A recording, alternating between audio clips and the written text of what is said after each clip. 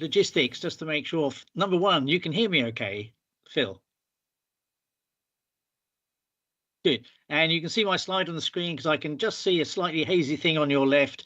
So I presume that's okay, is it? And if I give you the instructions just to forward, I'll just say next, and then we'll go with that. Is that okay? Good. Right. Well, very good morning to everybody. Sorry I can't be with you. Just returned from some overseas travels. And it's fantastic to welcome you all to the Colloquium. 50th anniversary. It's quite amazing. And it seems, I was thinking back to my very early days working with AMSAT on Oscar 6 back in 1975, 76. So it's quite terrifying to look back over all those years. However, rather than, as I often have done in the past, give an update on what we were doing at Surrey and SSTL, because you can catch all that up if you have a look in the on the websites and things, I thought I would just give a very quick overview of some work that I've been doing over the last couple of years with the Royal Society, which was not looking back on the colloquium, the AMSAT for 50 years, but looking ahead 50 years to 2075 and what space might mean. So next one. Right, I need to do the same thing in synchronism so I can see that see that here as well. So quickly looking ahead for on space in 2075 and sort of preparing for what that might mean. First of all, this is an activity carried out by the Royal Society, which is the UK Academy of Sciences, and the Royal Society recognised that there have been some really dramatic advances in space exploration over the last decade, and therefore it was really an opportunity and an important opportunity in time to have a look at what space might mean in the future, how we might encourage those that in government and also the general public as to how we might better prepare for that. The Royal Society, founded 400 odd years ago, and had much fancier hairstyles than I have, I'm afraid, in those days. So next.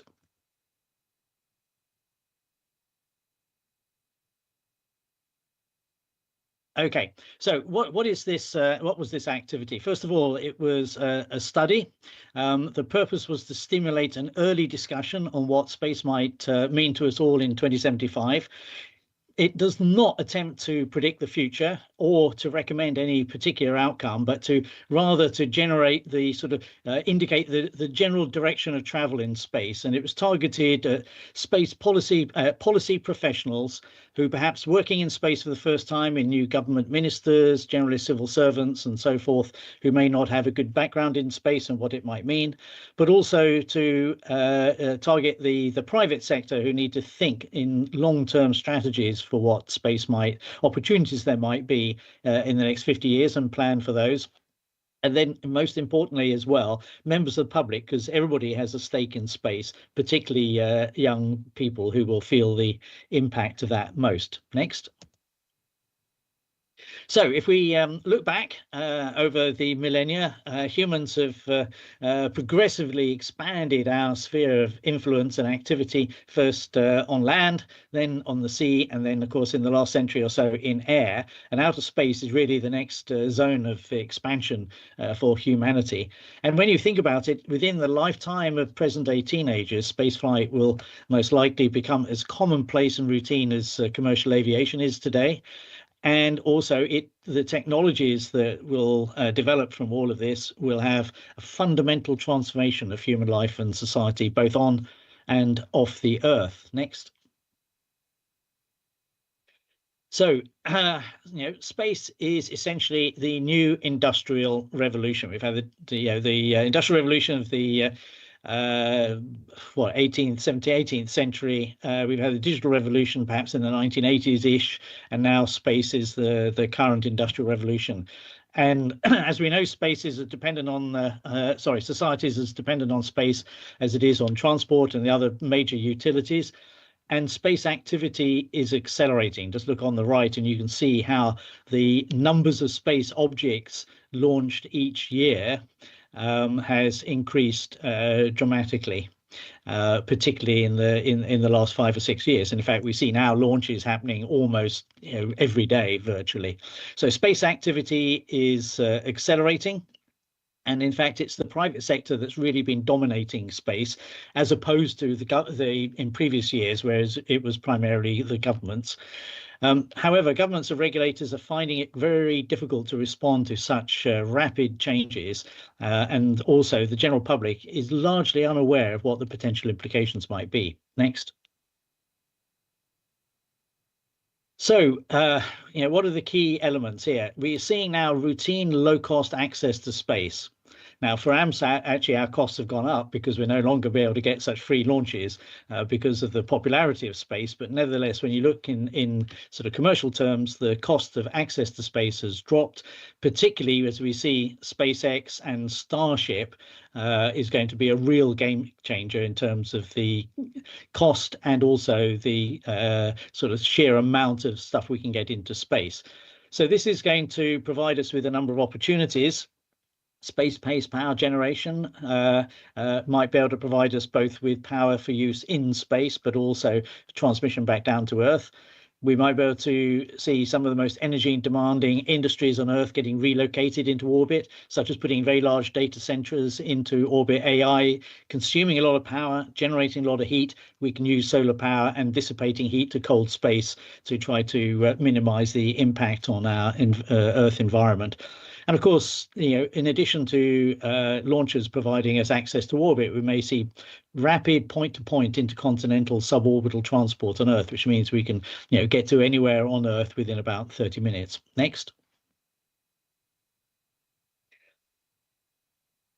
So, again, looking at taking advantage of the huge opportunities for lifting large masses into orbit, we might see then large research and manufacturing laboratories in orbit. This allows us to create new materials and products, and most importantly, to do this at scale. The ISS is doing a lot of demonstration experiments and seeing what we can do, but it's not yet possible to manufacture at scale.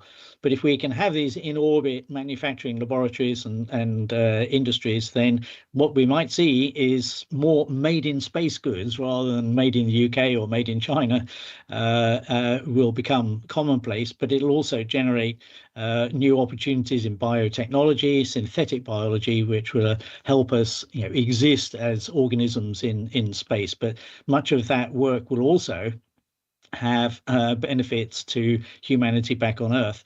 And of course, because we're going to be in orbit or later elsewhere in the solar system, recycling is going to be essential if we have major activities in space. But that recycling technologies will be of benefit to us here on Earth.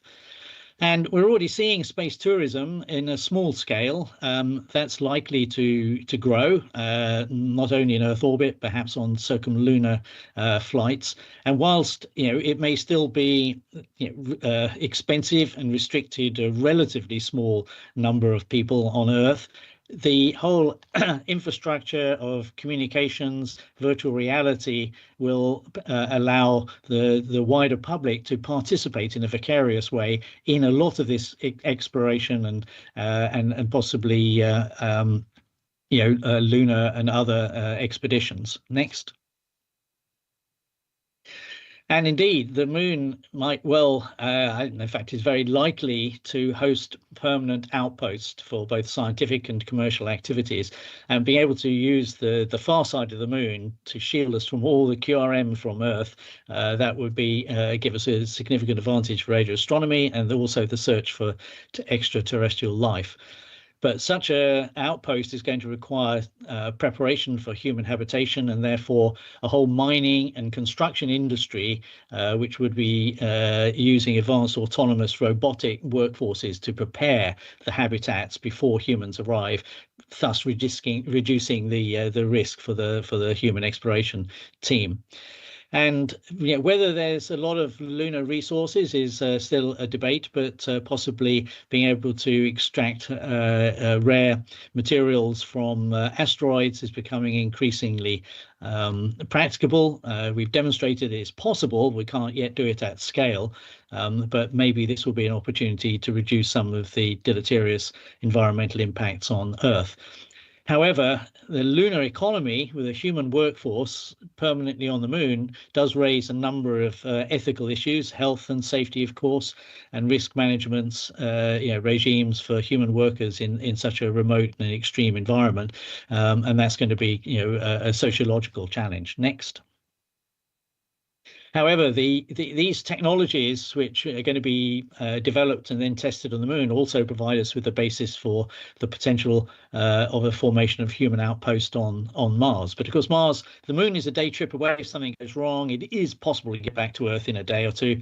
If you're on Mars, then you're there for at least a year or thereabouts in order before you can get back, depending on how the planets align.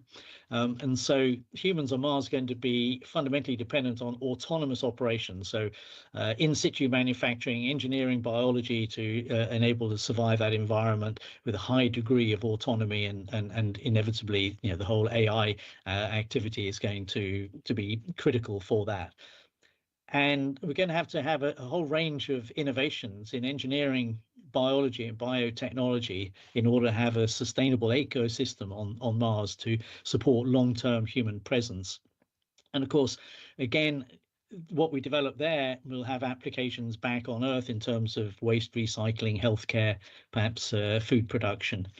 But they also raise challenges, not in addition to the challenges I mentioned earlier about sort of workforce management. Permanent lunar or Martian outposts may give rise to individuals that are born on the moon and Mars. And the difference in that environment, particularly the gravitational environment, will have a significant impact on their physiology. And this raises some serious ethical questions. Next. And just looking more broadly, we are aware now, of course, the rapid increase in the number of players in space. There's over 140 countries that have active space programs of one sort and the other, and therefore there's beginning to see potential competition and then possible conflict over some of the limited valuable resources, such as orbital slots. We already saw this in the geostationary slot, but we're now beginning to see this in low Earth orbit as it gets congested, radio frequencies, and on the moon perhaps getting the optimum lunar locations for sunlight or trapped water.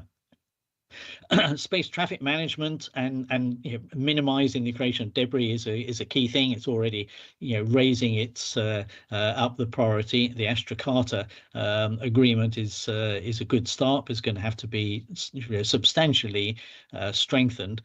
And we've got to watch what we do to some of the pristine environments. We've got to make sure we don't damage unique scientific sites and opportunities.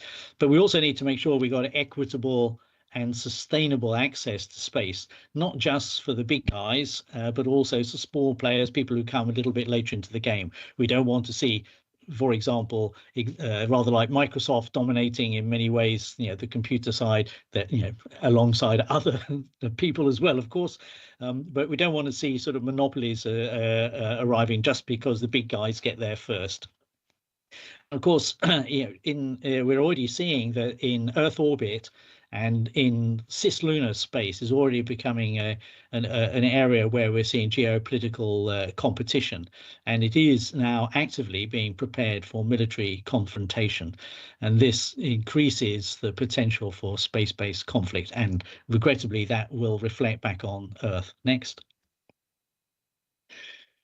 We're going to continue to explore the solar system, of course, and further afield, and there's some really interesting questions. Will we, I think certainly in the next 50 years and possibly even in the next decade, will we find out whether there is life beyond Earth and indeed either in or beyond our solar system?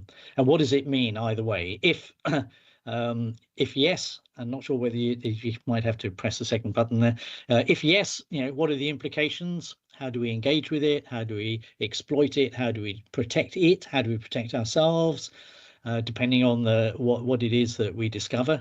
But also, if the answer is no after 50 years, and we come to the conclusion there isn't any evidence, then that raises serious implications regarding, the unique value of life on Earth, and therefore how do we protect ourselves and our fragile environment to ensure, our collective survival. Elon Musk, of course, says that we should emigrate to Mars, but Mars isn't terribly hospitable in the long term. So we do need to think very hard about our own environment. So whether we find life or evidence of life or not, these are going to be some big questions, and in the technical advances over the next 50 years, I think we're going to be facing one or other of those two questions. Next.